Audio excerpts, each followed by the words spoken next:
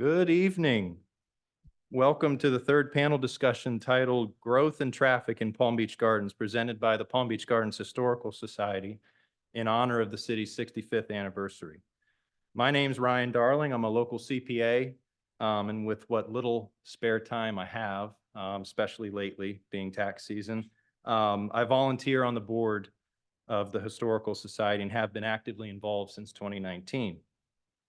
Before we get started, I'd like to thank the following for making tonight possible: Palm Beach State College for providing us the use of the state-of-the-art facility, our panelists for being here and their time leading up to tonight, the Palm Beach Gardens Historical Society Programs Committee members for organizing the event, Jersey Mike's Subs, specifically the Mirasol location, for providing the food, and a special thanks to Denise Davis for creating the informational flyers and maps for all three panel discussions. Thank you for volunteering, Denise, and thank you for putting up with us.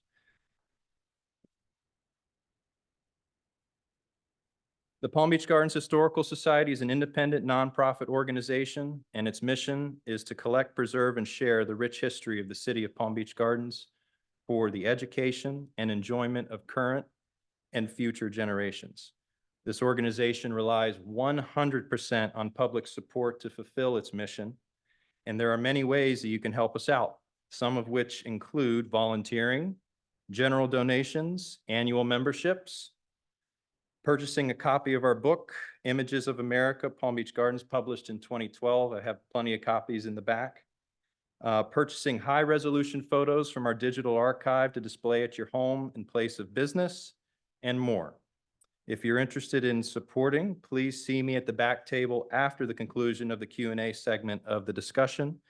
And with that, I will turn things over to tonight's moderator, Lisa Goldman.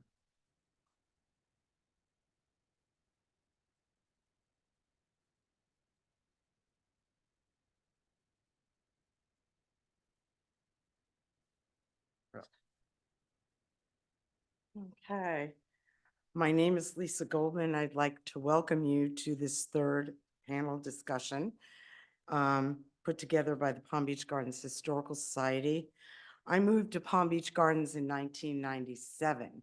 So the third panel kind of begins 2010, and they thought I was the appropriate one to moderate this panel. I came in 97 and became the grants manager for the Palm Beach County Cultural Council. I then became an adjunct professor and foreign language high school teacher, public schools, in Palm Beach Gardens, in Palm Beach County for 25 years. Prior to coming to Florida, I served as the first president and one of the founders of the East Windsor Township, New Jersey Historic Preservation Commission, and grants manager for the New Jersey State Council of the National Endowment for the Humanities.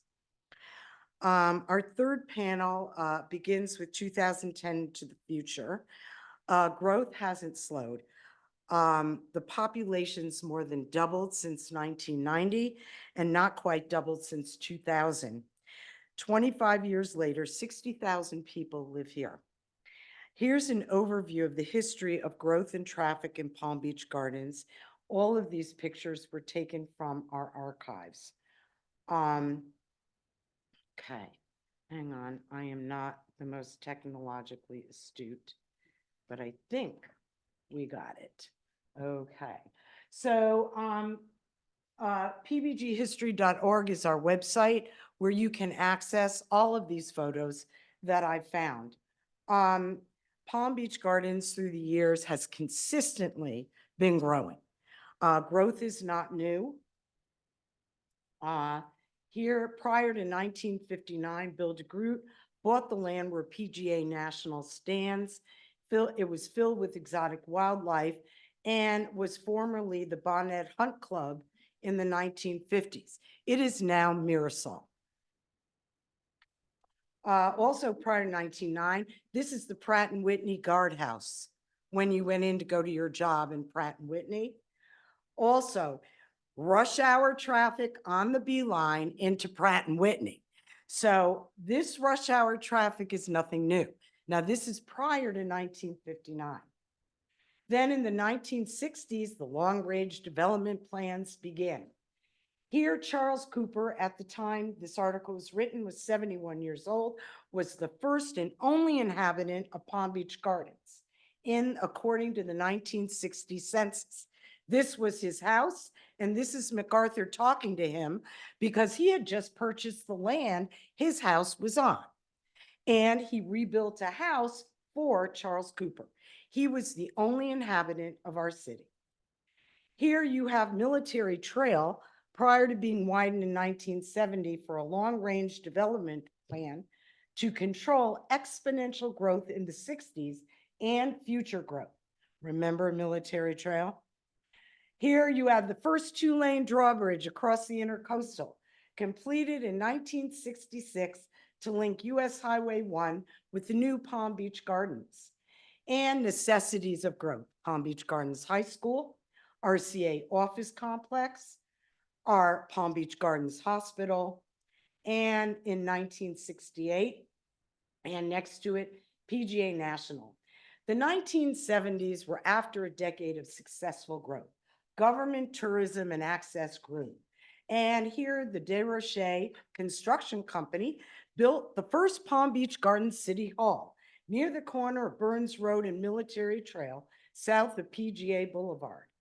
And MacArthur's Holiday Inn was here. We had our Christmas party there, and we had a tour of his apartment upstairs. And here you have a view of the Holiday Inn in Palm Beach Gardens when it was first built. Then we have the beautiful I-95 intersection connecting Palm Beach Gardens with Miami in 1976, opened to the public.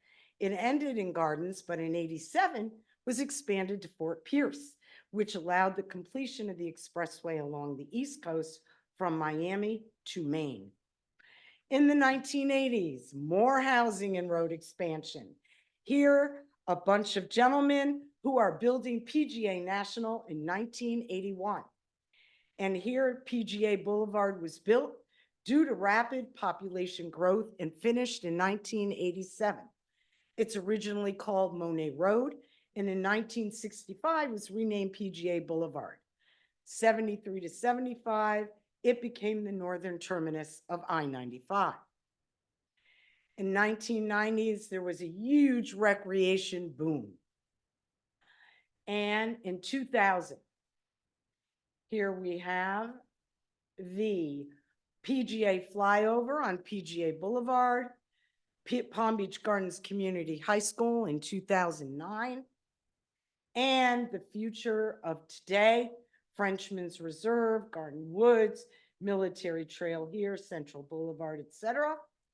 And our last slide, Avenir on North Lake Boulevard, Palm Beach Gardens, and the town center construction in 2024. So that brings us up to today. And I would like to now introduce our distinguished panel. Hang on a minute, because I have to show you this slide. Hang in. I'm getting it. I'm going to be a wizard after this. Ha! This is our panelists. Okay, here you go. Okay, leave this up for me. I would like to introduce our distinguished panelists.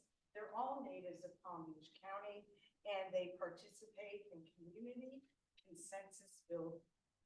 Chelsea Reed is mayor of Palm Beach County, Palm Beach Gardens, sorry.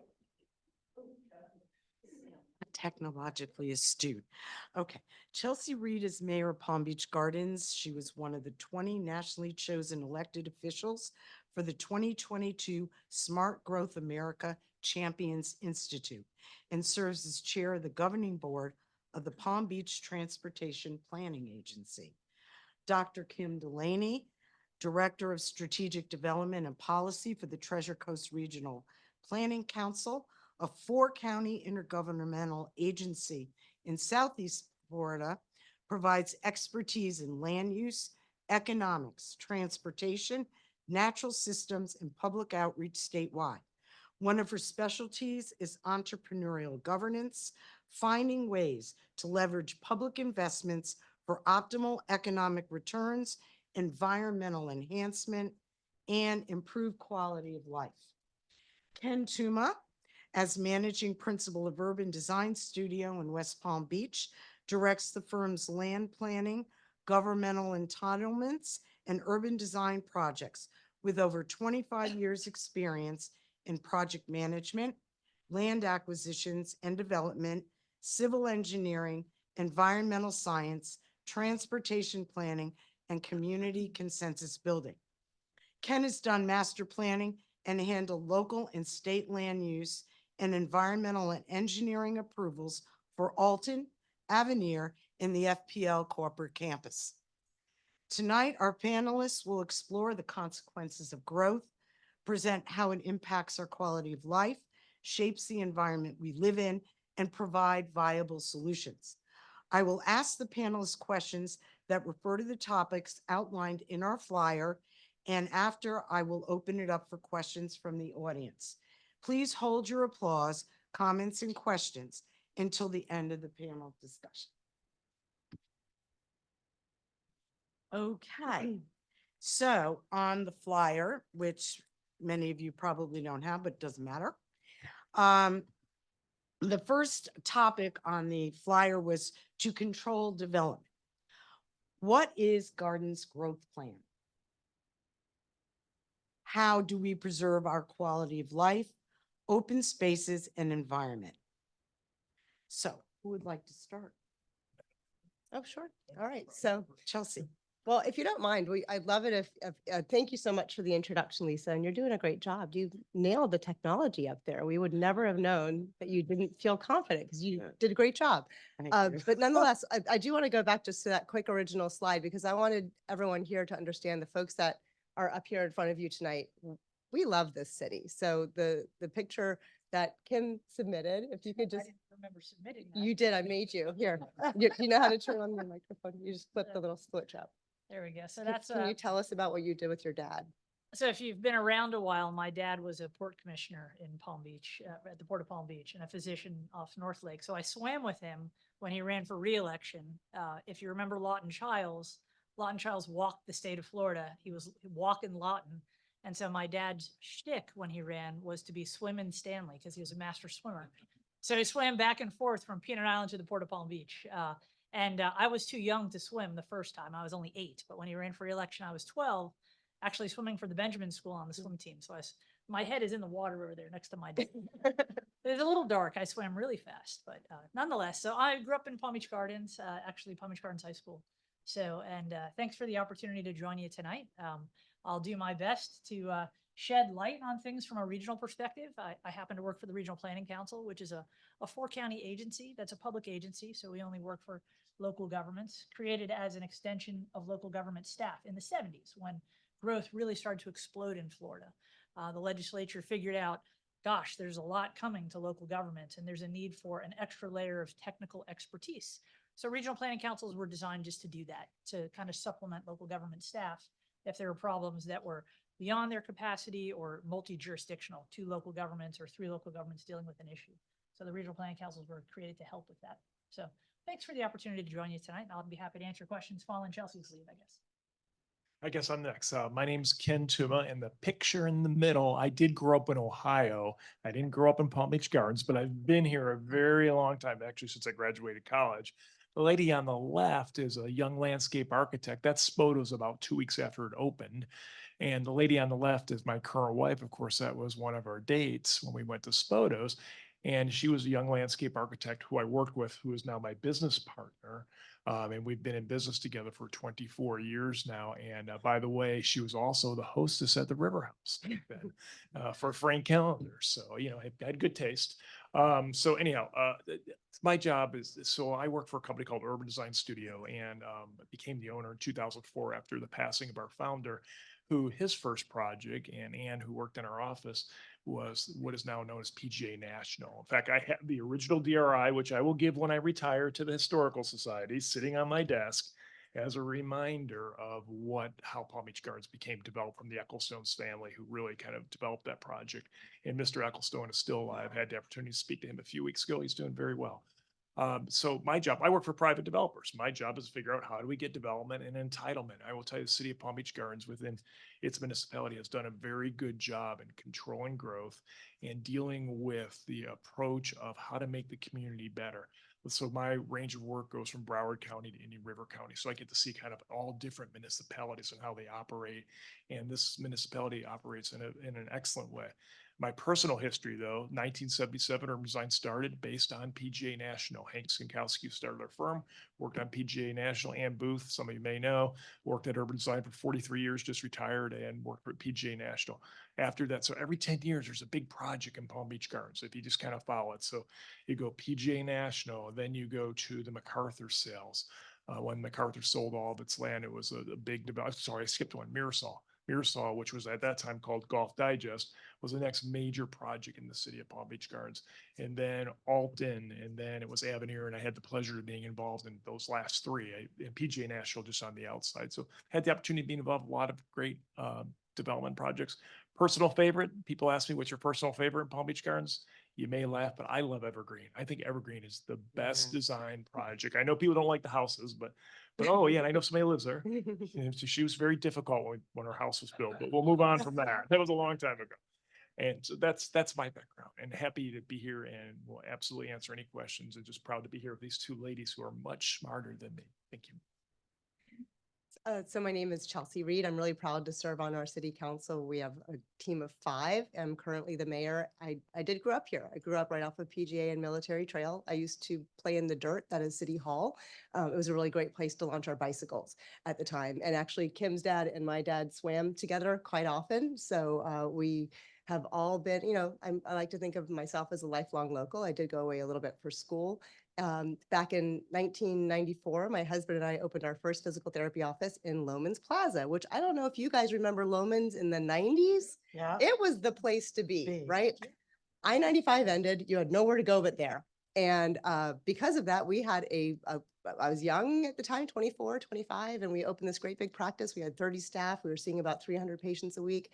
And I sat in the back one day and read the Palm Beach Post, and it said that I-95 was going to extend. There's going to be a flyover. And I realized, my gosh, what's going to happen to the 300 patients that are coming in and out of Loman's Plaza? And that was the first time I realized as a local business owner how government can affect running businesses and keeping people employed and taking care of patients. And so since then, it turns out I really love transportation. So I get to spend a lot of time on transportation, and it's just an honor to serve everybody. This is it's a dream job, and I love working with our council. I want to shout out, we do have 2 council members here tonight. We have Marcy Tinsley and Bert Primoroso. We do operate under what's called sunshine law in the state of Florida. So if I kick them out tonight, it's for our own safety, so that we don't discuss anything that we could possibly vote on. So if I do interrupt myself at some point in time, that's just to make sure that we don't talk about anything that we're not supposed to talk about. We're not allowed to talk about anything that we could possibly vote on. And that is because we are a clear, transparent government. We don't want to have anything happening behind the scenes. So when we show up to city council, I have no idea what they're going to say. They have no idea what I'm going to say. And because of that, And it's really hard when you're me, because then Yeah. you really have no idea what's going to come. Yeah. but if it's okay. So I just had some lovely photographs of life in Palm Beach Gardens. And actually that top one on I think it would be your left-hand corner. I took that in the Loxahatchee Slough. It's just, we have so much here. You asked us a question about development. Right. Yes.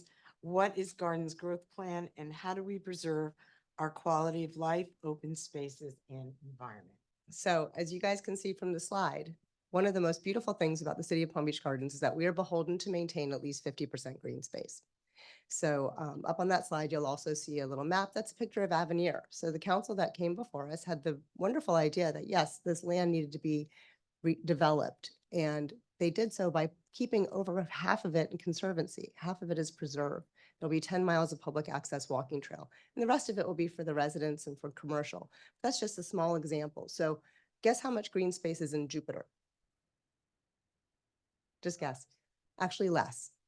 Last time I asked, and I don't have the data recently, it was 18, right? So that came from a Jupiter council member. So I can't guarantee the data. I didn't look it up myself, but you just get an idea. So I like to say that when you're in the city of Palm Beach Gardens, you know it.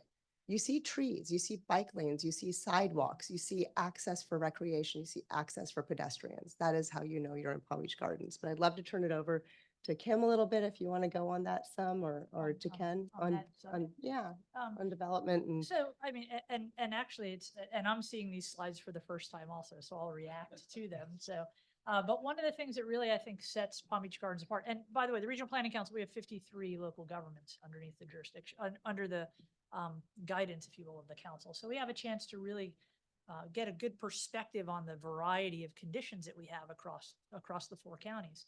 And just to Chelsea's point, when you think about a 50% green space set aside, that is well beyond what most local governments require. So just for perspective, most local governments are usually in maybe the 20 to 25% range. So as a commitment to green space, I'd say it's a pretty remarkable number. So, and to Chelsea's point as well, just to kind of fill in the pieces, I guess.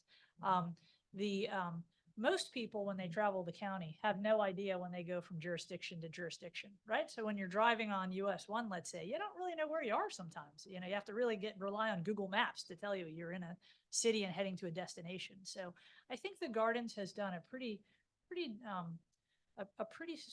successful job of making it a distinctive place. At least that's my reaction for you as a regional planner, because I know when I drive into the city, it does have a different set of setbacks. It has a different standard for sidewalks, for example. It has a different architectural expectation. And so that distinctiveness, we would call that placemaking. I mean, the city has really made itself a place where you know where you've entered and you know when you've exited into an adjacent jurisdiction. So perspective. Anyway. Fair enough. And my perspective's a little different. I could tell you this doesn't happen because the developers want to do it. That I can promise you. In fact, I remember very specifically having breakfast with someone in this room and saying that 8% of the entire city would go to green space if this project got approved. And I think his eyes lit up.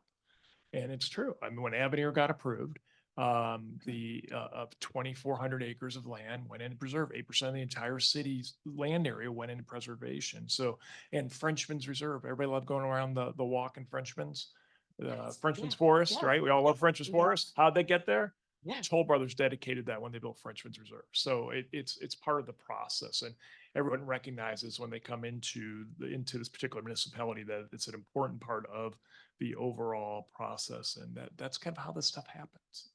Yeah, and the other thing I'll say is that our staff and our council, we listen to the residents. Everything that is done, every penny that is spent, and by the way, our council has lowered taxes for the last 2 years. Your property taxes have gone down the last 2 years in the city of Palm Beach Gardens, and it also went down last year in the county.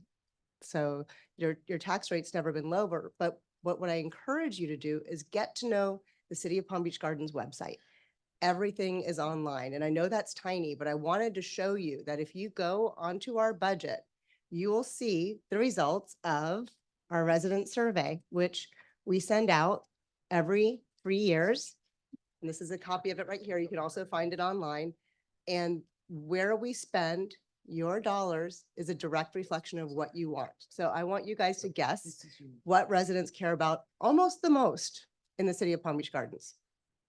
Recreation. You knew the answer to that, Eric. You don't get to answer any more questions. It is. It's recreation. Right now, guess what the #1 recreation interest is? You can't say that anymore either. Okay, if we get emails about anything, I don't know about you guys, I can barely go into Publix without someone asking me something about pickleball. But my point is, I know we all do. We need a pickleball I'm support not club. particularly crazy about it myself. But nonetheless, my point being, our residents want 50% green space. Our residents want us to invest in recreation. Our residents want us to provide more pickleball, to do these things. And that is why the strategic plan for the city is so successful, is because we listen to the people who live here. Yeah, I think this segues beautifully into our next topic of designing differently. Do we continue to require community designs to include environmental preservation, public spaces, bike paths, sidewalks, and roads accessible to public transportation and shopping? And I'd like to just add to that a little bit that questions of who pays for this, is it the developers, taxpayer, et cetera, should be added to this equation. So since our urban design person is here, and he juggles between the developer, who's his client, I'm assuming, Who pays the and, bills? and the Yes. city council. It's quite a stressful job. So I'll let you take this one. And there's a third leg of that too, which is the staff associated in the negotiation and discussion of how projects get approved. But first, kind of on general open spaces, and the city's done a great job of doing open spaces. Well, I know some of you who live in maybe older areas don't have the comfort of sidewalk, but when you move north of PGA Boulevard, the city mandated many years ago in the late 1990s, this open space plan that requires a 90-foot walkway on Central Boulevard, a 90-foot parkway. You go past San Michelle, you see that beautiful sidewalk tucked in behind the trees. So that's been part of the design, and it's created these real beautiful spaces. Now, some of those are a little deeper, like when you look at Evergreen, Evergreen has much deeper area of landscaping and existing trees. And that all came about because the city realized its regulations, and it allowed the developers to extend that to get credit for something else internal to the community. So that's why you got those deeper buffers along those projects or communities that they are today. And just one thing about Evergreen, Evergreen was like the perfect, the Goldilocks project, because sometimes when you go in and you build a development project, the drainage doesn't work. So you have to clear all the trees, fill everything, and then come back in. The evergreen fit in perfectly. We didn't have to clear all the trees, and it really came out really nice. That's the reason why the pine trees are there, and it looks really beautiful today, my opinion. I'd love to answer about bicycles, pedestrian access and things like that. It was also in our resident survey. So the most recent resident survey, I'd have to look at the number, but it was between 60 to 70% of every resident that responded to the survey wanted to see more sidewalks, pedestrian access, other ways to get around outside of a car. So yes, we are designing differently, and we can start touching on our transit-oriented development area as well. I will tell you though, we have 3 or 4 projects that are in the pipeline in response to that resident request for expanded bike lanes and things like that, that we are funding primarily with grants from the Transportation Planning Agency. So we're not putting it on the shoulders of the taxpayers necessarily to manage that. So we have a grant that is helping to pay for Burns Road. You're going to see a couple of changes coming to Burns Road. There's going to be a 2-way cycle track on one side. So the bicycles will actually be going back and forth on one side and have some protection away from the road. There are also a tremendous amount of changes for pedestrian access and public safety for walking around the Gardens Mall, around the new developments near Lifetime Fitness and over there by Miraflores, where we're putting in a little bit more density and intensity. Those people are going to live in what we'll call, and we'll talk about it a little bit more, of a 15 or 20-minute city. So that's how we're designing differently. And we're looking for funding outside of taxes or bonds or anything like that. And there is a tremendous amount of funding from the federal government that we don't have access to yet. We might have access to that in the next couple of years. There's a lot of transportation funding coming from there, and that would cover things like bike lanes, sidewalks, circulators, electric vehicles to pick you up and take you from different places. So there's a lot of that coming as well. But you can go ahead. I don't want to keep yapping. No, I'm learning all the time. So mostly there's things I don't know. For perspective, I wanted to respond to one of Lisa's questions, which is, well, who pays for all this stuff? And one of the terms that I've kicked around as I've worked as a professional is the idea of being a public entrepreneur, right? Entrepreneurial governance is the term that I kind of came up with in thinking about how cities do business well. And the most successful cities, I think, do a couple of things from an entrepreneurial standpoint that are remarkable. So one of them is leveraging your dollars. So as you take local tax dollars and can better leverage them to bring in grants from the state or from the TPA, which is using state and federal dollars, or from the feds, well, then your $1 generated locally, you can actually make it go from $1 to $3 or $2. So leveraging dollars to get the kinds of investments that residents want, man, that sounds like a good idea. The other thing the city's done, though, I think that's really unusual, is work from a mobility standpoint. And Chelsea touched on the TOD, which is transit-oriented development, which is the map illustrated on the screen is the pattern of development identified around what will hopefully be a future train station for the city. So the city has adjusted its fee structure to be able to better harness private investment to pay for those transportation improvements. So again, leveraging its regulatory resource, because that's another resource the city comes to the table with. There's financial resources. I spend tax dollars to do this thing. And there are regulatory resources. I'm a local government. I have the authority to require certain regulations go into place or certain fee structures go into place. So I can shift the cost burden from regular single-family residents to new developers coming in to pay for those improvements that the residents have said they want anyway. There's two things to call out.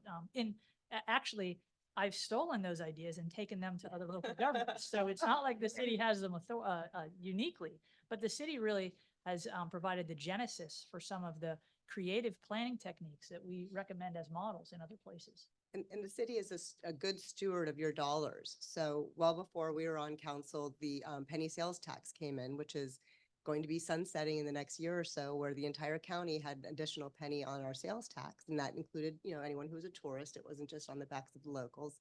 And the city actually took out a bond and we built everything right away. Now, just recently, there was a bit of a kerfluffle because some of the municipalities that didn't do a bond right away are still not completing their projects. They were kind of doing them piecemeal as each penny came in.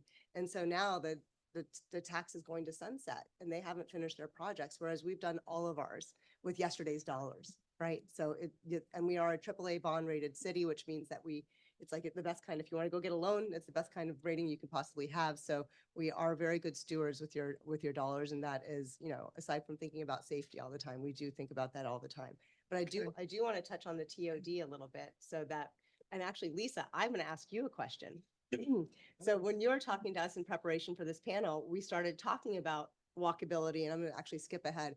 Walkability and your life where you live. You walk to the green market on Sunday. Yes, I live in Garden Lakes. I shouldn't say that Yeah. publicly. That's And I can walk everywhere. I walk 3 miles a day, though I'm in fairly decent shape. But I walk from PGA Military to the Green Market. I have everything I possibly need in my shopping center and CVS across the street. So technically, I really don't need a car. And I had mentioned that to Chelsea, and they just put a sidewalk in front of the Garden Lake Square shops. I don't know if you saw it. And also on the other side of the street. And the city is starting to put in sidewalks just everywhere. And it's really made a difference. So big that's, yeah, difference. that's what you're going to see more of. So we just wanted to, oopsie daisy, touch base a little bit about this transit-oriented development area. So is anyone here, aside from my council, familiar with what we're talking about when we talk about TOD? Okay, I think we have an urban planner in the but so TOD is transit-oriented development. So it is exactly what Lisa's talking about. It's living in a place where you can get to work, to school, to play, to healthcare with a quick 15 or 20-minute walk, a 5 or 10, 15-minute bicycle, or an electric circulator that takes you around so that you really can get around without using your car. Now, in their brilliance, the staff and city council in the city of Palm Beach Gardens started working on this back in 2005. This is not something new. It's gone through many, many forms to get to this point. And I was lucky enough that our city council that we sit on now did get to pass this transit-oriented development ordinance, where the area within a half mile of center, which ironically is pretty much Loman's Plaza, will have different intensity and density. So you're not going to see a lot of new development happening in Palm Beach Gardens. You're going to see redevelopment. You're going to see a strip mall that was empty and not maybe the safest place to hang out. That will turn into a beautiful mixed-use building that has workforce and affordable housing in it. And you're going to see that all located around where we're hoping to build a train station. There's buildings going up now. So I'm just warning you, and you drive by where the train tracks are off of PGA Boulevard, you will see more buildings coming. And they are thought through with the planning that we're talking about, with this transit-oriented development area, which I think I'll let Kim talk on a little bit more or Ken, because that's more of their area. So that's the planning. And that's also planning that's happening in Avenir. So we can touch on that as well. Well, I just want to say, skip to the improved connections question, which you've already started to talk about. Our bus routes, bicycle paths, shuttle buses, tri-rail, and Brightline options. Are developers willing to build communities closer to public transportation? I can answer that affirmatively, yes, particularly in downtown West Palm Beach areas where those urban nodes are and those transportation. sites are. Tremendous amount of development occurring in West Palm Beach around both the Bright Line and also the Tri-Rail station. Tremendous amount of residential development. I can jump in on some of that. if Yeah. you'd Sure. like. So let's see, if we just zoom out for a moment and think about transit and transit access. What we know when we look across the country and really around the world is every transit trip starts and stops as a pedestrian, right? You're always walking to get on the bus or walking to get on the train, walking to get in your Uber. And so pedestrian quality and pedestrian feel is really the hallmark for what makes a good urban place, frankly, urban or suburban. So if you take the urban out of it, most people characterize places where they feel comfortable as places where they're comfortable walking. So there's a couple of ingredients that make for a comfortable walking environment. One of those things, and Chelsea reminded me, is the idea of complete streets, right? So when we think about PGA Boulevard, and I grew up here, so PGA Boulevard is a road that was really designed originally to move lots of cars quickly, right? And that's where all the effort went. The effort went in getting lanes designed to move as many vehicles as quickly as possible in and out of the city. The idea that pedestrians would be on the road, I remember growing up, you'd think, wow, why is that? Their car must be broken down. That's why they're walking on PGA. And so it wasn't designed with pedestrians as a primary user or cyclists. And what has happened over time is there's a realization that, gosh, we've really missed an opportunity as a civilization to think about roadways in a different way. Most communities are comprised of roadways and parking areas. That's what takes most of the built environment. And so rethinking the roadway network kind of emerged into a notion of complete streets. And as the term suggests, complete streets are for the complete range of users. So those users are people driving cars and people taking transit, people riding in ride share or maybe using scooters or bikes or walking or taking trolleys or bus service, right? So that's the full spectrum of users. One of the things the city has done with the anticipation of a train station ultimately coming in south of PGA Boulevard, that's the area, or near PGA Boulevard on the FEC corridor, is rethink the transportation network as it circulates around that area. If the city's going to be successful and land a train station, and most people hope that's going to be the case, the trains are running anyway, wouldn't it be nice if they stopped? How we access a train in that location has everything to do with the character of the transportation network. So if you are driving to get to that location, well, certainly the cars have to be comfortable and have a place to go. So parking is part of the equation. If you make it more efficient and use Uber or Lyft or trolley or bus or tram, well, those vehicles have to be able to get in and out. And then there's the bicycle, pedestrian, and what we call micro mobility range of other uses, scooters,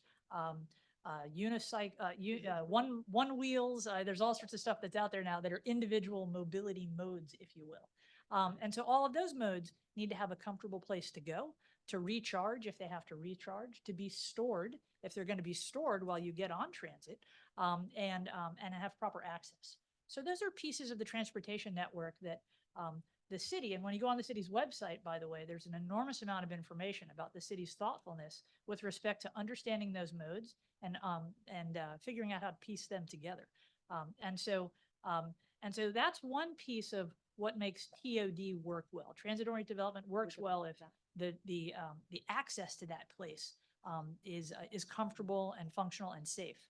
The other piece of it is having just a good developed environment, or what we call a good built environment. So if you think of the term transit-oriented development, there's a lot in there, right? There's the transit form that you have. Let's say it's a train station. And then there's everything else around it. The transportation network, and then how the buildings are formed, what kind of densities they have. Does it feel comfortable walking past the building? If what meets you on the street is the parking lot, what most people do is meet the parking lot, turn around and go the other direction because people don't like walking past a big open parking lot. So what TOD does well is reorient it how sites are designed. So there's more building meeting you at the street, and maybe the parking that we know we need to have is in a different location. So the street feels more comfortable for users. Landscaping and lighting and shade structures and public art, those are all pieces of what makes a really comfortable environment for people to walk. So I always try to think about that when I look at TOD conditions. Is it comfortable as a pedestrian? If it's not, usually you have work to do.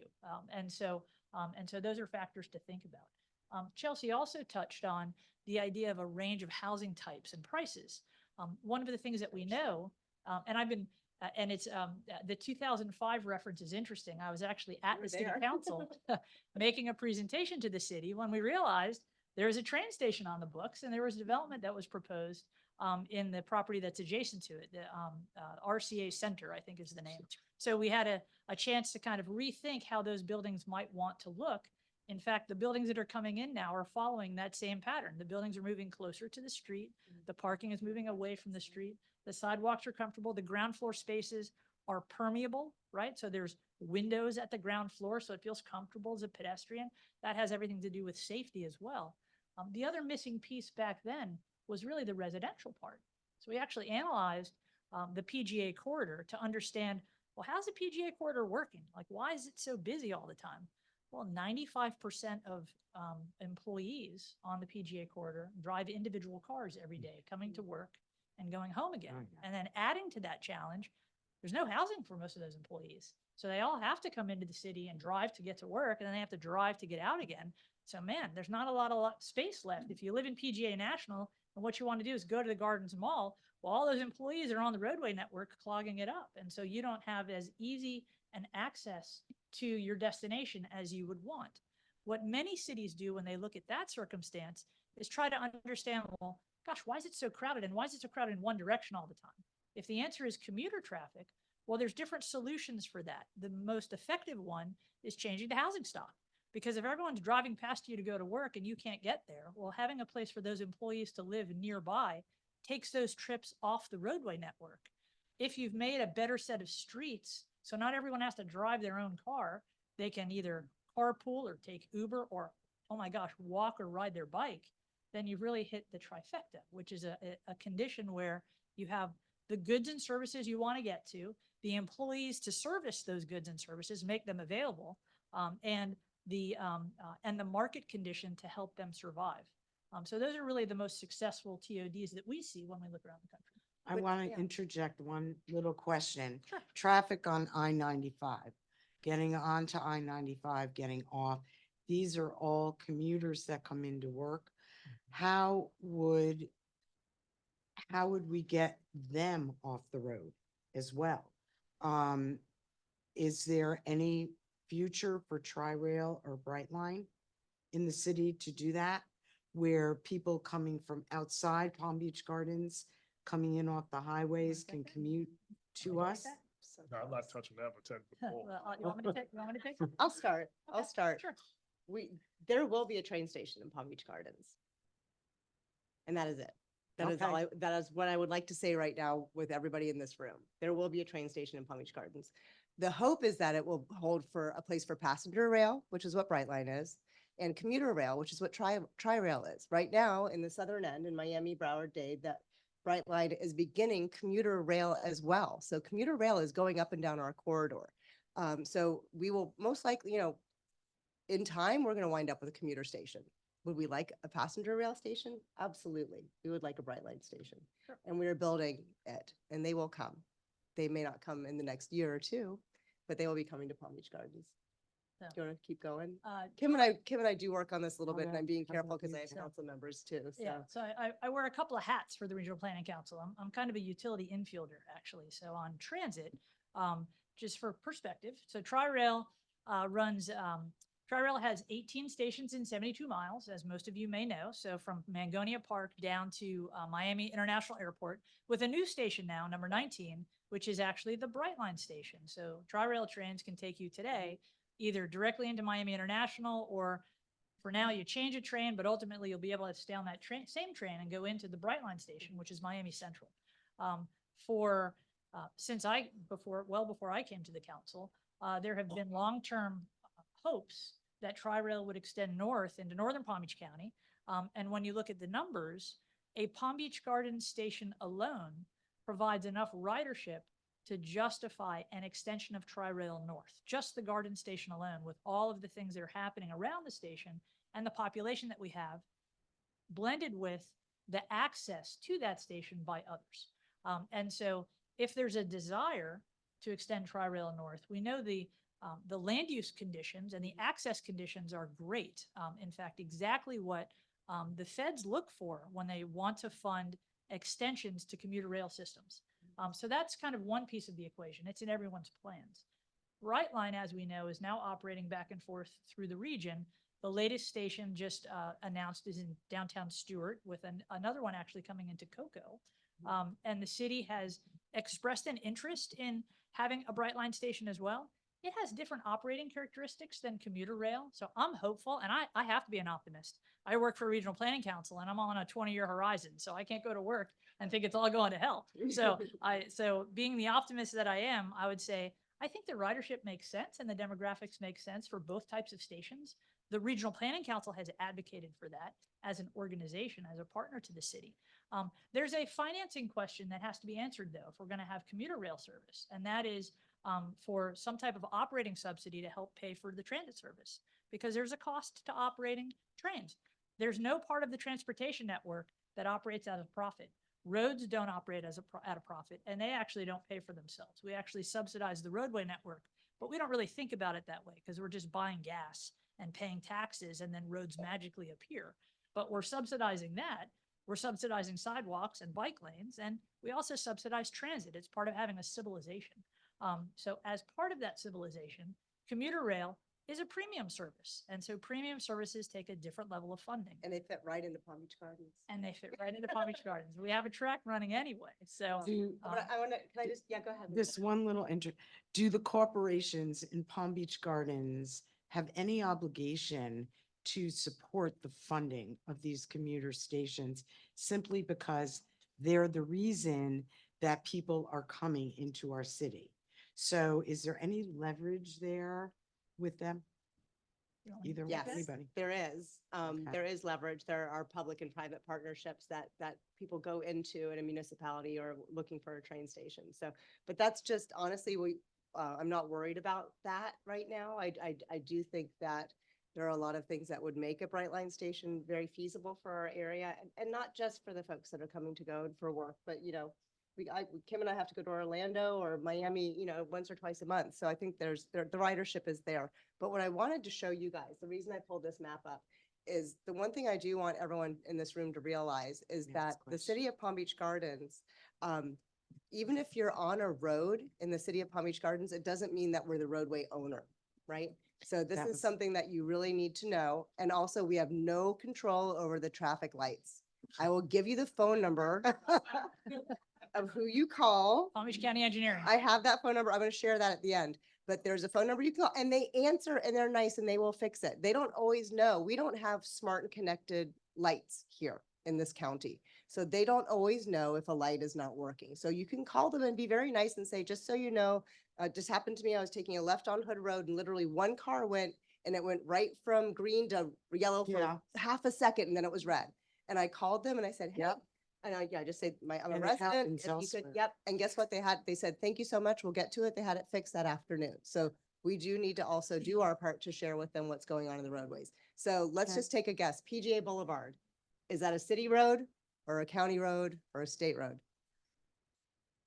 Right. So it's not a city road. You guys were right. So let's say North Lake Boulevard, county or city? Yeah, Eric, you can't answer. County? It is, it's a county County road. So our city council gets lots of calls about North Lake Boulevard. There's a- I'm going to yeah. interject Yeah. and go on to stakeholders. Okay, stakeholders. What restrictions do state and county governments place on cities? Did prior traffic and environmental studies have any impact in controlling growth in traffic? But mostly state and county governments, what restrictions do they impose No, I want to hear what you have on to the say. planning in the city? So I'm gonna make sure I understand the question. The question is, does the state legislate things that overrule local home rule government? Yes. Yes, the answer is yes. Increasingly. Increasingly, but I will tell you that across the state, in some places, it is necessary because some municipalities take advantage and don't allow development or entitled rights to occur. And unfortunately, just like anything else, when you bring in it, when you want to use a small saw, you come a big axe and it impacts everybody. And that's the challenge that we have as in the private development community and why that gets lobbied through the legislation. But we Okay. do, we are, as a local government, not just related to traffic or anything like that, we are preempted by the state on so many things. So my people who are environmentalists in the audience who send us emails that we need to ban plastic bags in Palm Beach Gardens. The state has banned us from banning plastic bags, right? So that's called a preemption. So there are so many things like that. So balloon releases, plastic straws, things like that, that we do get a lot of emails that people want your local government to do. We do not have that power. What about changing the roads, widening roads, things like that? Are there restrictions on that as well? Your map with all the county and city Mhm. roads, like North Lake Boulevard. Mhm. Let's take that as an example. So, Does state and county, does the county inhibit or prohibit the council, city council from making changes on that road? so, there are rights of way that are owned. And when roads are widened, sometimes, if there's not enough right of way, then there's a lot of land acquisition necessary to Ah. get a road widened, right? And so, and when I think about roadway widening, there's an adage uses often, which is widening a road to address traffic congestion is like loosening your belt to address obesity. So it doesn't always actually work the way you think it will. And one of the things that I've learned in chatting with engineers, and I'm not an engineer by training, I'm a policy analyst and an economist, but when you really understand how the roadway network works, what you learn is that the more connected a network is, the more options people have to travel, and therefore you have much more efficiency. When you double the size of a road, you don't double the amount of capacity. It's a diminishing return, which I didn't know that, but it was proven to me by my friends that are engineers. And so thinking about how to design and better connect roadways more intelligently gets a better yield. So PGA Boulevard, and there are two roadways that you called out, Lisa, so I'll just touch on those. So PGA Boulevard is one of the roadways in Palm Beach County that's limited in the number of lanes by an agreement essentially that was struck between cities and counties about 25 years ago. So Palm Beach County has a whole series of roadways that are identified as what are called crawls. That's an acronym, and apologies, because there's a lot of acronyms in planning. I have a Lots. 12-page list, single spaced in the office, of just the acronyms that are out there. So that said, so crawls are roadway facilities that are constrained roadways at Lower levels. lower level of service, right? And so there are a number of roadways in Palm Beach County where local government said, wait a second, Palm Beach County. We don't want you to just widen our roads because nobody wants to drive on an 8-lane road through the center of Palm Beach Gardens. That's like I-95 widths. So there are a number of cities like Palm Beach Gardens that said, time out. We don't want you to widen the road. We want you to just work with the road in its existing laneage and don't make it wider. Indiantown Road is another road like that. I don't remember if North Lake Boulevard is or not. It's not. Okay. Yeah. PGA Boulevard has lots of right of way, but can you imagine if you had an 8-lane road No. running past them all? P.S. That means the intersections where you have turning lanes are 10 to 12 lanes. Doesn't feel Not like safe. a city called the city of Palm Beach Gardens. There's nothing garden feeling about that. So that roadway is a roadway where we would suggest as planners, geez, the last thing you want to do is add more lanes to a road like PGA Boulevard. You'll kill the placemaking that the city has fought so hard to create. And let's do something different. North Lake Boulevard, a different example. North Lake Boulevard doesn't have enough right of way. So if you wanted to widen a North Lake Boulevard, you would be taking out all sorts of businesses and residential uses and have to pay dearly. If you just want to think for a moment, the social impact of doing things like that is really very difficult for any individual, certainly hard for elected officials. So that's a really tough roadway to imagine widening, considering the business and personal impacts that would come from making that widening happen. So if you're not going to widen the roads, what do you do to get people in and out? And Lisa asked a question, which is, well, geez, what happens about I-95 and how do you get those commuters in and out, right? Interconnecting the roads, investing in transit, thinking about how the roadway network is designed so it moves more efficiently, getting positioned to be able to land a train station. And a PS, commuters that work in the city aren't going to be riding Brightline. Brightline is a luxury service, right? Yeah, it is. I'm going to the airport and I'm willing to spend $75 so I don't have to drive and park my car. That's a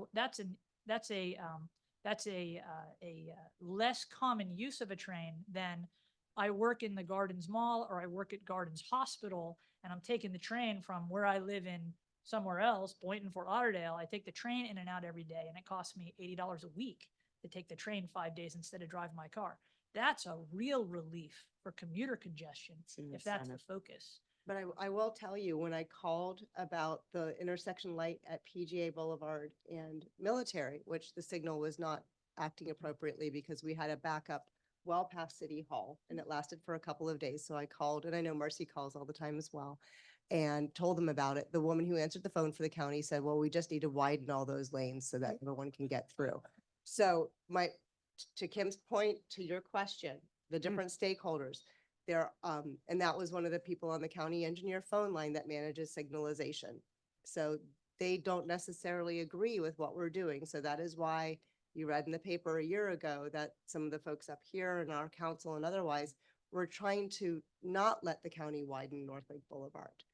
The thought of that happening where they wanted to do it and imagining a 70-year-old resident who's already crossing 3 lanes of traffic going to a median and going across 3 more lanes, adding another lane or any more than that when the county is not reducing the speed limit on that road either right now, despite all of the traffic, that horrifies us. That's not taken care of. Yeah, people. one of the questions was how can we address our concerns to the state and county that impose rules on road construction? And I think that is Mhm. partially what you're addressing here. Is You can there do it. a, You have to Uh, watch us do it all the I time. is there do. a formal way that we can do this? Yeah, I will tell you that your mayor and your city council is very active in the legislative session. I go to legislative session in Tallahassee every year because I have, I'm a lobbyist in all intents and purposes. So I'm trying to get things done that I'm done. I can tell you that your city council, particularly Ms. Reed here, is very engaged in that legislative process. And you have a couple great local senators and representatives in the area who are very engaged and understand the community and the issues that you have. That doesn't mean that the other counties in Florida have different perspectives, and they do. And sometimes our needs get outweighed by others' needs, and that's just the nature of the political process. But your team is very engaged in that, including Chelsea and the rest of the city council. Yeah, we do. We try to advocate for this city at the state. And I do a lot of advocacy with the transportation planning Yeah. in DC. So we want to be important there. We want them to know that we're doing things, but it kind of goes back to your very first question. And I'm actually going to encourage Kim to kind of pull this in too. The city council and the staff in the city of Palm Beach Gardens since 1959 has planned well. So what you'll see is you will see some changes. You're going to see some intensity and density and height and workforce housing within that transit-oriented development area. And by the way, all of this is available on our city website. So please help yourself to it and become a little more educated about what's happening around you. And if not, email any of us on council and we will respond to you immediately. But this is good land planning, right? This is what we need to do. So I want to have you talk about that a little bit, if you don't mind. About TODs, the bouncing land uses? Yes. So, happy to. Yeah, there's smart growth, which is the last question. How can the city work with the county and state to manage growth? Sure. So let's So- address that. So let's see if I zoom out a little bit. So the things that I think about when I work with cities, there are a couple of baseline considerations. So one is that every development project is a public-private partnership. We don't always call them specifically a public-private partnership where tax dollars are invested in this way in a project. Really, everything is a partnership between a developer who's coming in to get entitlements. Remember, I mentioned to you, the city has financial resources and it has regulatory resources. So with respect to smart growth, the city's done really a pretty remarkable job of setting up a set of regulations to get out of a development process a caliber and a standard of a development that responds to where we are. So by the way, all this on the city's website, of course, as well, both the city's comprehensive plan, which is the long-range planning document that all local governments in Florida are required to maintain. So that takes a 20-year look at trends and conditions, capital infrastructure needs, patterns of development, and looks long-term to understand where the city's going and to make sure it has the policy basis to take you where you want to go. And then the day-to-day decision-making, which comes in the form of the land development regulations. Those are the very specific rules about how many trees per foot you need along the edge of a property, or what your setback will be, how tall a building can be, how many windows are you going to have along that edge of the building to make it feel right when you walk past it. So those are the two operating manuals that the city uses. The city also has a strategic plan, again, of the things that I've stolen liberally from the city of Palm Beach Gardens and taken to other cities, is both the city's annual citizen survey, which does a great job of getting out to residents to say, hey guys, tell us what you think. Where are we doing a great job and where are you really frustrated, so we can respond to that. Most cities aren't willing to do that, but the city has done that consistently over time. So it takes that input from citizens and an assessment of conditions and builds a strategic plan every year to figure out what are the policy directions that we're going to advance to address these, the input that we've gotten from residents and the trends that we see, so we land in a good place. So in terms of what are the kind of the rules and regulations, that's the package of documents that's really worth taking a look at if you want to become more knowledgeable about what happens in the gardens and what to expect. The other piece I wanted to mention is a little different from that, which is in the category of building relationships. So the city is not a city that has a reputation of being a pushover. So if you ask Ken, Ken would probably say, geez, of the places where it is, you really have to have your best game on. Palm Beach Gardens is one of those places. You have to have your best game on to get through the process. Development is expensive. There are soft costs and hard costs in a development project. And the soft costs is all that carrying that a developer does or an investor takes on to get to the point where they actually have a house to sell and somebody to move in and they sell a product. So the soft costs, the lead time, is an expensive part of the process. So we ultimately pay that as buyers, right? Somebody has to pay for that. So there's the planning and the engineering and the survey work, and there's the engagement with residents and with neighboring property owners. There's engagement with the city to take a project through the process. One of the things I think the city has built a reputation for is to be tough but fair. And again, not every city has the same reputation, but I think the city is known pretty consistently as a tough but fair place to do business. Even though there have been a lot of preemptions, and that's really frustrated cities and counties and residents, because the legislature has said, sorry, local government, you no longer have the authority to impose these rules. We've taken that authority away. So even though that's happened in a lot of areas, the city still has done, I think, a really effective job of building relationships with property owners and investors and setting expectations so that projects, when they come in, are meeting a pretty high minimum threshold to get through the process. Because remember, even if there's a preemption, it still takes a lot of time to get through the process. And if you have to redraw your plans 15 or 20 times to go from my concept to having a building permit, that can be hundreds of thousands or millions of dollars that are in that soft cost range. And so with respect to, how do we control development in the city has pretty consistent and clear rules. They're well known by the development community. The city engages with the development community to say, hey guys, here's the new set of rules that are coming. And the developers have that expectation, I think, when they come in. That's what I see as an outsider. I mean, what do I know? I'm only working with the city on a handful of projects. Ken, Ken's how do you working on feel 100. about that? Yeah, so I take the microphone out for that one. A couple things.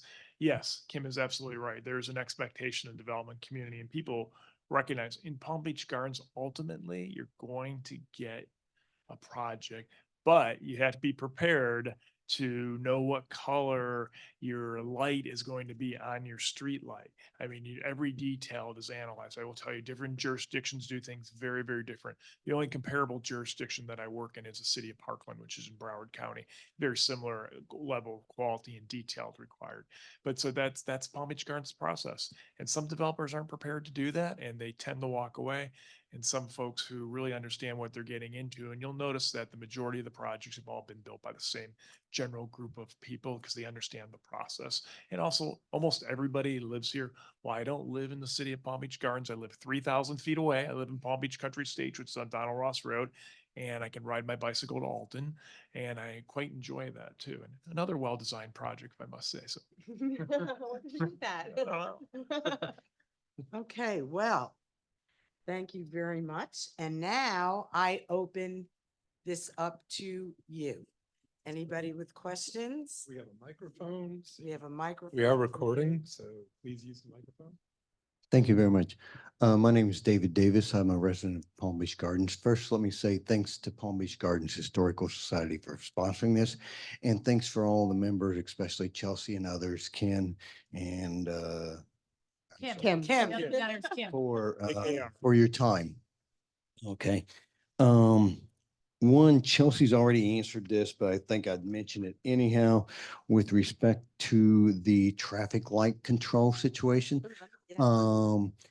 My comment would be, artificial intelligence is making leaps and bounds, and we shouldn't just fix them to make them work the way they do today. Way before we expand roadways, we should use, artificial intelligence to monitor the cars that are coming through. They're doing that I work for, a group that helps run the electric grid.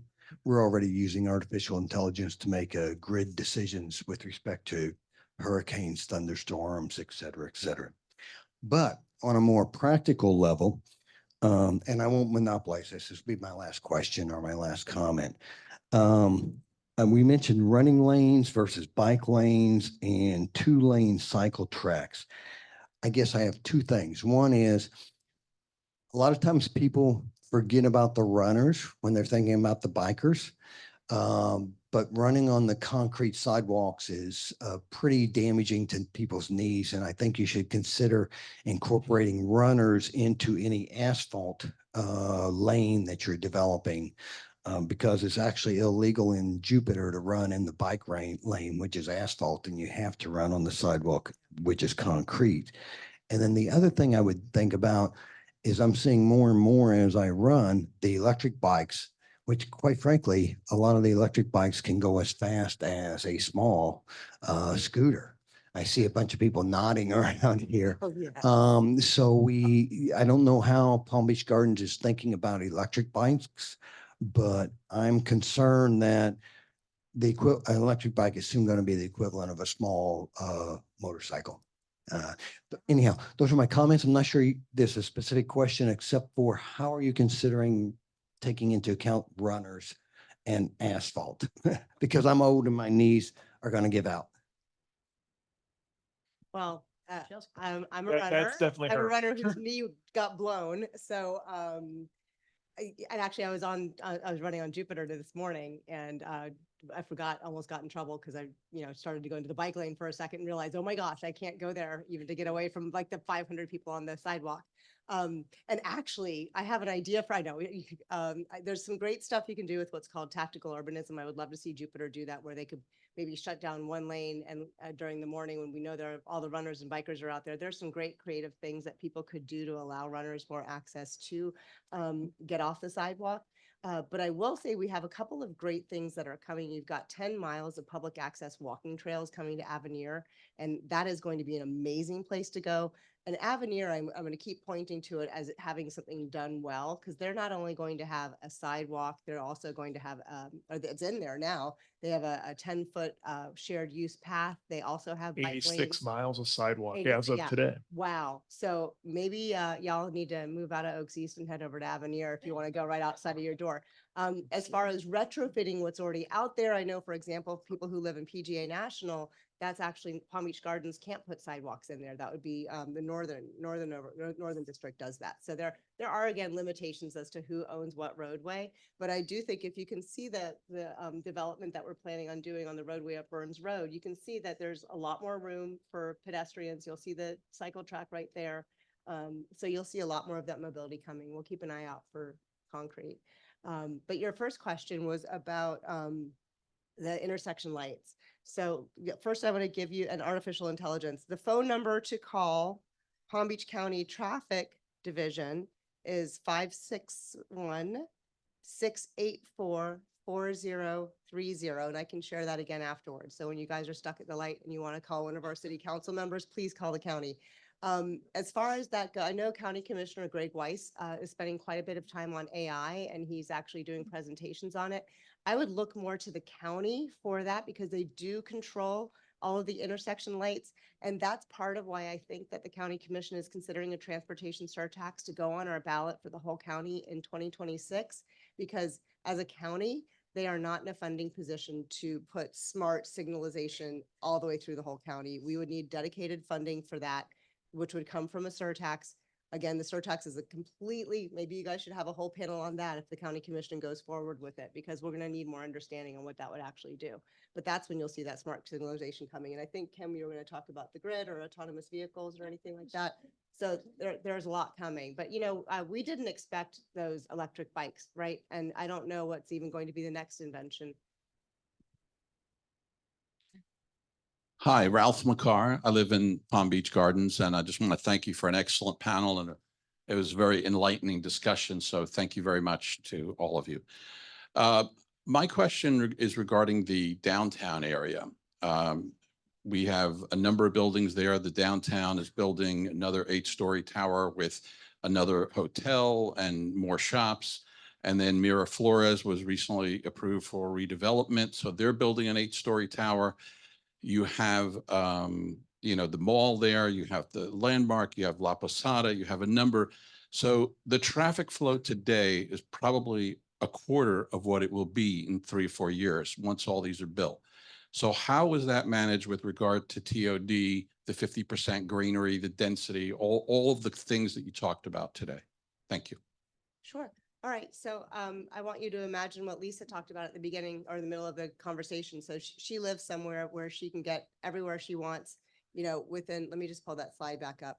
So believe it or not, when you guys see that intensity and that height and that density going in, where these new buildings are going in, if Lisa wants to go to Publix, she doesn't get in her car, right? If the people who live in the Landmark they run out of milk, they're not going to get in their car. They're going to go to Whole Foods. If they want to go out for a nice dinner, they go downstairs and they're out for dinner. If they want to go shopping, they're at REI. So when you put in smart, when you think about it with proper planning, you're actually taking trips off the road. You're less people will drive if they have access to everything right there. So the Miraflores project, it's beautiful. Their gym is right there. Everything they need is right there. We even put a bus stop right in front of it because we are hoping there will be easy access for them. They walk right out. I'm on Palm Tran all the time. By the way, I highly recommend you guys start riding Palm Tran. It is so much more relaxing than driving. And I get down to West Palm in 45, 48 minutes, depending on the day. And I spend the whole time working on my computer or reading a book. So the ability for public access to transportation is there now. And that's that 15-minute, 20-minute walkable city. That's what's there. And we want you, whether you're 8 or 80 in a wheelchair or ambulating on your feet, you're going to be comfortable on that. And what was put in at Miraflores is there are more intersection lights going in. There's more pedestrian access. There's more bicycle access. There are safer ways to get across the street to get into Lifetime Fitness. So those people are going to have, I would live there in a heartbeat. I would love to be able to walk across the street and go to the gym. Mind if I jump Yeah, in for a please. second? It's really counterintuitive, right? So I live in Palm Beach Country Estates, which is Donald Ross Road, west of I-95, north of Donald Ross Road, the 1-acre lots on dirt roads. I've lived there forever. And we would get on I-95 and go to PGA Boulevard or go to Indian Town Road to go eat, to go buy something, whatever it may be. Well, guess what? Every Friday night, you'll see me at Miller's Ale House at Alton. You'll also see me, my wife shops at the Publix at Alton, and I get my hair cut at Great Clips at Donald Ross Village. I don't ever leave more than 5, and there's a Home Depot. Can it get any better? I mean, it really has changed the access and trips. I still drive though every morning down to West Palm Beach. So if there's a Brightline station, my office is 600 feet from the Brightline station in downtown West Palm Beach. So if there's one, for example, at PGA Station, it would make my life a lot easier. One more counterintuitive thing for you to think about. My undergraduate degree is in engineering, so I'm going to protect the engineers here for a second. When do you think the roads move the most capacity of cars? Anybody have a guess? 60 miles an hour, 80 miles an hour? 0. The answer to that is I know you know. You get the answer. Anybody else know? We got a 40, we got a 35. I got a 22. What's your? 25. 25, 22 is actually, if you really look at Oof. the logarithmic, You're but awesome. 22 miles an hour moves the most volume of cars when you think about it. It's like a hose with water going through it. Slower volume, more gets through it. So And then also the statistics show most people travel about an average of 3 miles on a typical day, unless you're commuting to work. So wherever you get your haircut, wherever you get your groceries, whatever you're doing on the daily basis is usually within a very small area. And so that's what we're doing is we're putting it all within their fingertips. So hypothetically, if we could fast forward five years from now, I could say to you, hey, there's a great place I want to go to eat. It's over, in Alton. We would step out of here. There'd be an electric circulator waiting for us. We'd never even get into a car. And there actually, I showed one of the images we showed was the planned circulator area for just that, right there. Yeah, right there. Yep. So that's the plan. So that will that's the only way we can do it. If we don't, there are just going to be more cars on the road. Well, and I there's don't an economic Ralph, right? So Ralph, There's more. the other piece to think about is the economic sustainability of the retail that you have. So when I talk to most communities and you think about the assets in your place, like the natural assets you think of are the beach, the parks, the library, but the other asset is having a vibrant retail lifestyle center where you can go do things. Cities across the country are falling all over themselves to create a series of destinations like that, because that's what makes for a cool place. That retail needs rooftops to survive. We're in a very competitive market, and there are other cities that are really trying to compete heavily with Palm Beach Gardens because they don't want to send their tax dollars to Palm Beach Gardens if they're living in North Palm Beach or Riviera Beach or Jupiter. They want to keep their tax dollars home. So the Gardens has really outperformed with respect to the amount of retail that survives here versus the population because of all those folks coming in to shop here and dine here and get goods and services. And so long term, as you think about the viability of retail and office, you want rooftops that are easily accessible, right, to those destinations for them to be able to stay vibrant.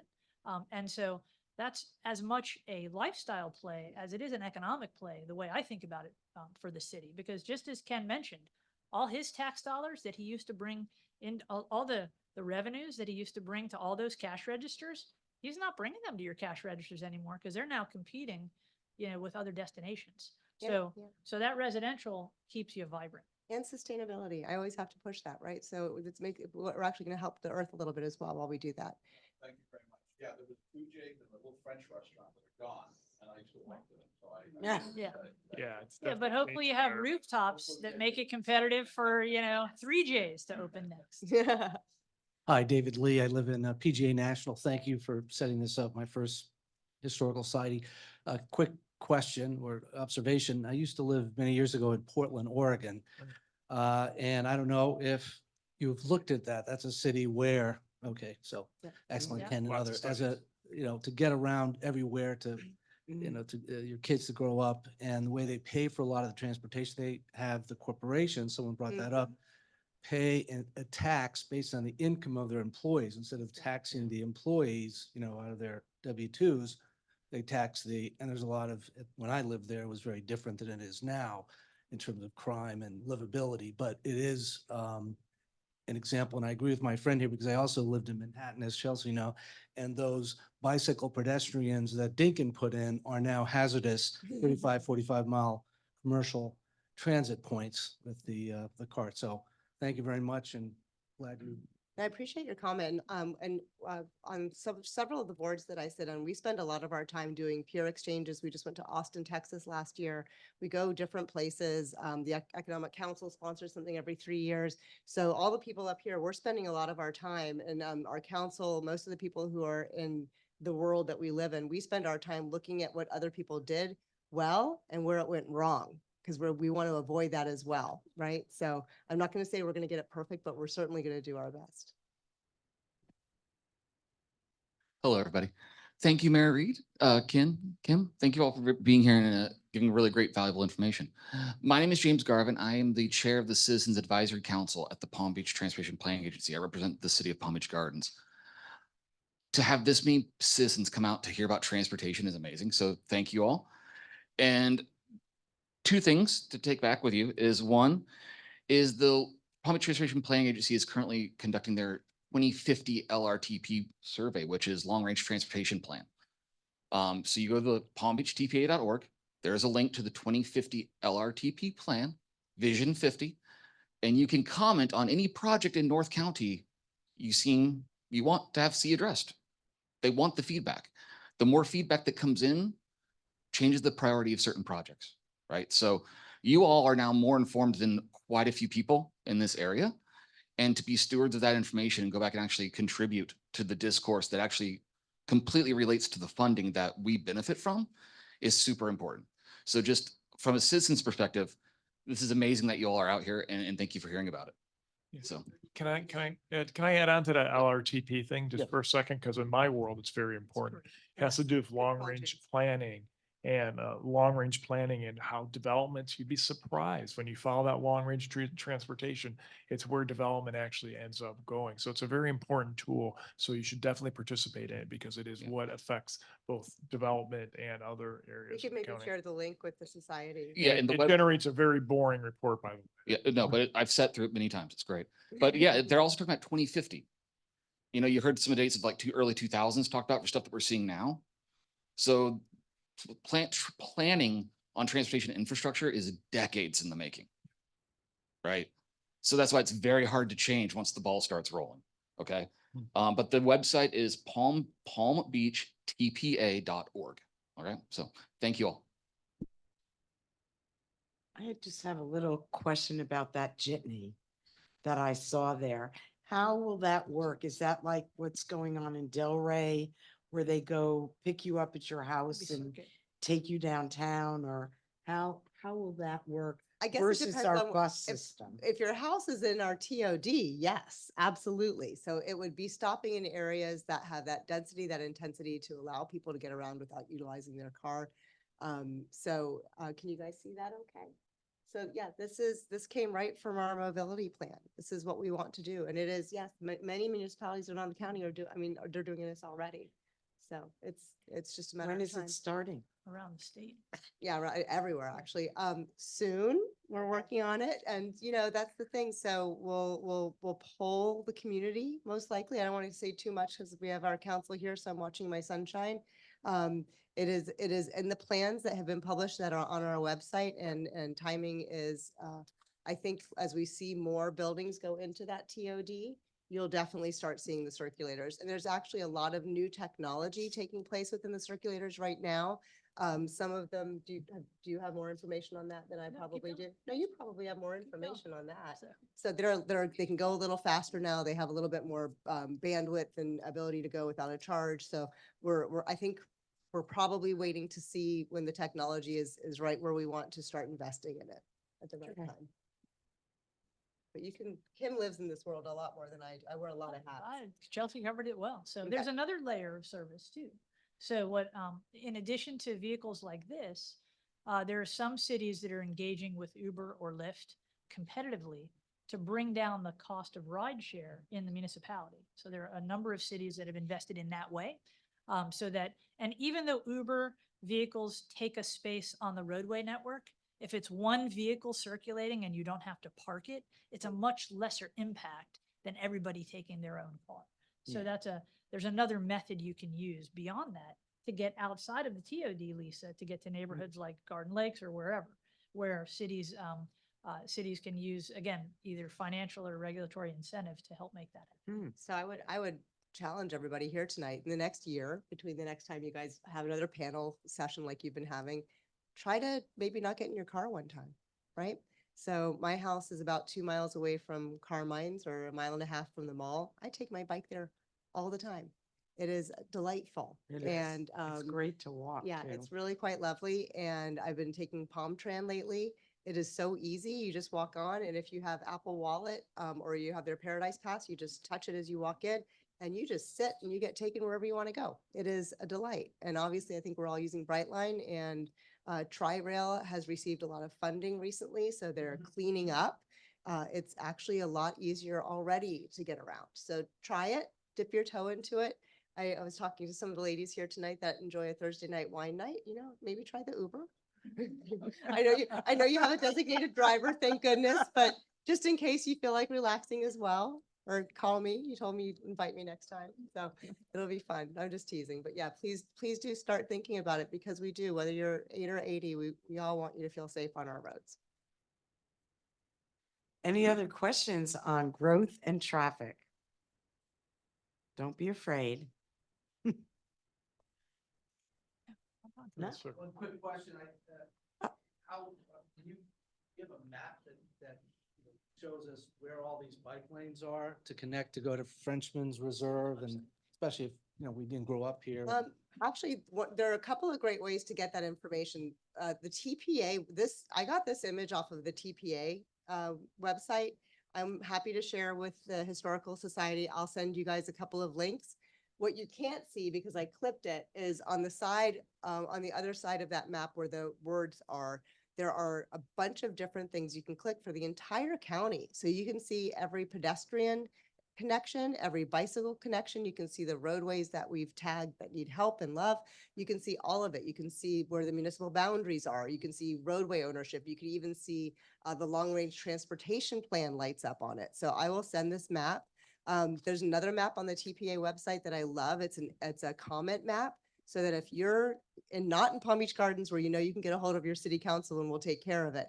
But if you're in West Palm and you see a dangerous hole in a sidewalk, you can actually go onto the TPA's website, drop a pin on it, and they will let that roadway owner know that needs repair. Google That's Maps, great. That's- Google Maps, by the way, you can click on Google Maps Yep. to bike and it gives you the bike route. And you can adjust it as you need to. I was They talking can- about future planning because here are all the brain trusts, Sure. Dr. Delaney and others here. If you look at Washington DC, Portland, I already mentioned, et cetera, they really took great pains, even in the urban environment, to set forth bike areas to go from one huge suburban area like, Mount Vernon in Virginia, all the way, Rock Creek Parkway, all the way north into Bethesda and farther. So the point is, I'm trying to make in terms of planning is how do you connect Frenchman Reserve? Right, Ken, you were talking about that and connect this one. Otherwise, then you're just, you're stuck in these little enclaves. Yeah, and I'll let Kim and Chelsea answer this in more detail. One of the hardest things that I find is you have 39 different personalities in the county. You actually have 40 different personalities, meaning there's a county government, a significant amount of unincorporated land area. There are pockets of unincorporated Palm Beach County all around that you don't know that are in the county. And then there are 39 different Chelseas all over the county. There's 39 cities. They have to understand how they work and how they interact. Palm Beach Gardens does have a plan for bikeways and thoroughfares. It's outlined, but once you leave the edge of the city, and sometimes you don't know you leave the edge of the city, it drops off the face of the earth. So it's very challenging to really try to put that together. Whereas where you're thinking like Loudoun County, Virginia, which I suspect where you're thinking were Fairfax, it was done as a county as a whole versus here we're in Florida, local governments, there's not a township. That it's done by a county and then also different jurisdictions being municipalities, and there's 39 in the local area. And just in surrounding here, you don't know if you're in Lake Park, if you're in Riviera Beach, if you're in Juneau, if you're in North Palm. I mean, there's one spot just on the other side of PGA Boulevard. There's a little discussion about annexation. We'll leave that alone, but you don't know where you are. You could be like right on the property line. It's between two shopping centers. You could be in Juneau Beach, you could be, or it's North Palm Beach. You could be in Palm Beach Gardens, or you could be in unincorporated Palm Beach County. It's like a little spot right in the middle. But what I will say, so one of the boards I'm lucky enough to get to sit on is the League of Cities. I get to be president of League of Cities next year, and each president chooses a theme, and mine is going to be connection and collaboration because I want us all to be connected. There shouldn't be a reason that we're not. And I do see the county coming around a little bit. One of the issues we've had with the county are regarding impact fees and mobility fees. We would like, it's a longer, again, that would be a whole panel, but I'm starting to hear whispers in the county that they might consider looking at mobility planning for the entire county. That would allow us to connect everything, right? So if the city goes in and you can see all of our city roads right there in green, right? Those are the roadways we can effectuate change on as your city council with policy. That doesn't mean we can do it in a day. Any roadway project takes a long time. And I won't be on council probably when a lot of these things happen because I'm termed out in 2 years, but those are the roadways we can affect. But we want even those red ones and the other ones, we want them all to touch each other. And so I do think that our council works on that. I know that the people who are involved in our government do, and I do see the opportunity for a lot more collaboration and a little bit less friction because all the residents, 1.5 million residents are asking for this now, right? It's not just small folks, people, small groups of people that are looking for ways to get around or to be safe on the road. We all want to be safe on the road. Speaking of the Historical Society, I see Mr. Jablin here Oh, to speak does he have a about, he has a microphone? microphone, and I think this might be the close as we get to the historic. part of it. Actually, I have a question. First of all, thank you guys for doing this. You did a great job. This is a wonderful panel. It really is. Thank you so much.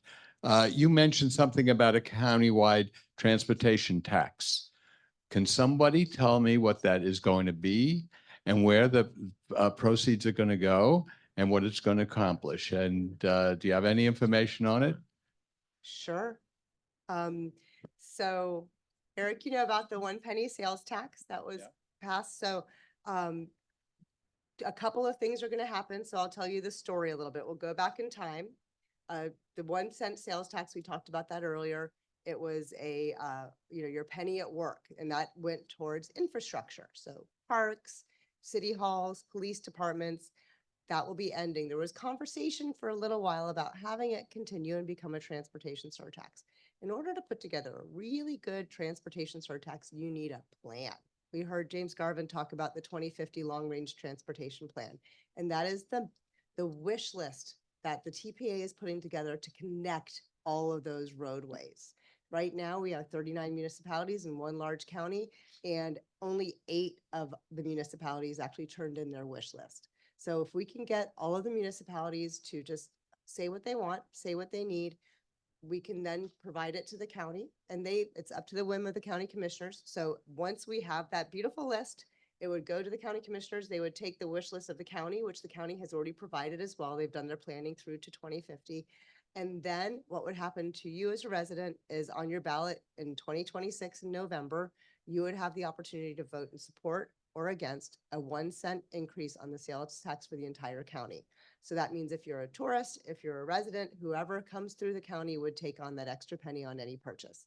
Right now, you're going to see on the ballot, you're going to see the opportunity to vote for a half penny for the school board. So that's going to be on your November ballot. So, yep, that's coming. School board.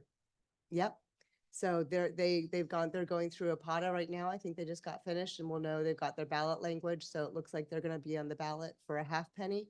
And then the transportation surtax would be in 2026. The most important thing about a transportation surtax, these things cost money. Aside from recreation, our residents also like lower taxes, right? So we have to find a way to provide services without charging anyone more money.